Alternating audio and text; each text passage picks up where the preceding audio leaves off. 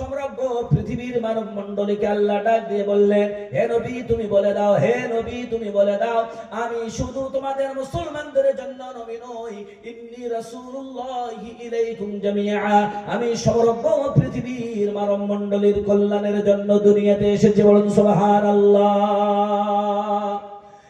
এক নম্বর বুঝালাম। দুই নম্বর হলো রাসূল তাহলে সারা পৃথিবীর মানব মণ্ডলীর জন্য, সারা পৃথিবীর জন্য।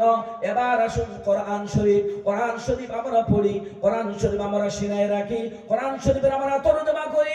এই কোরআন শরীফের ব্যাপারে আল্লাহ রাব্বুল আলামিন বলেন, হে পৃথিবীর মানুষেরা, এটাও তোমরা মনে করবে না, কখনো মনে করবে না যে কোরআন শরীফটা তোমাদের জন্য স্পেশাল ভাবে আমি তোমাদের জন্য পাঠিয়েছি। না না না না, কোরআন মানা করছেন, না না, মুসলমান শুধু তোমাদের জন্য আমি আসেনি। এবার কোরআনকে যদি প্রশ্ন করা হয় কোরআন, তাহলে তুমি বলো তুমি শুধু মুসলমানদের জন্য এসেছো, না তুমি সবার জন্য এসেছো। কোরআন এবার ঠাট করে জবাব দিয়ে দিবে, হুদাল লিন্নাস, আমি কোরআন সমগ্র পৃথিবীর মানব মণ্ডলীর হেদায়েতের জন্য আল্লাহ রাব্বুল আলামিন আমাকে প্রেরণ করেছেন, আল্লাহ রাব্বুল আলামিন আমাকে নাযিল করেছেন, নবী মুহাম্মদুর রাসূলুল্লাহ সাল্লাল্লাহু আলাইহি ওয়াসাল্লামের উপর নাযিল করেছেন।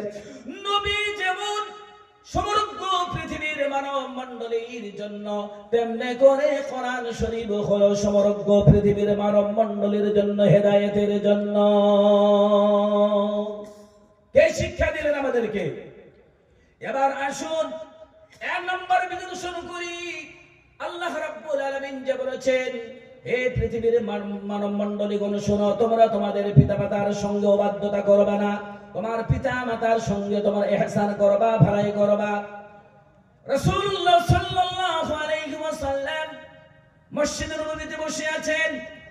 এমন সময় সাহাবা কেরাম রিদওয়ানুল্লাহি তাআলা আলাইহিম আজমাইনদেরকে নিয়ে বসে আছেন। আল্লাহর হাবিব কথা বলছেন, হাদিস বর্ণনা করছেন। এমন সময় আল্লাহর হাবিব দেখতেছেন একজন দ্রুত মহিলা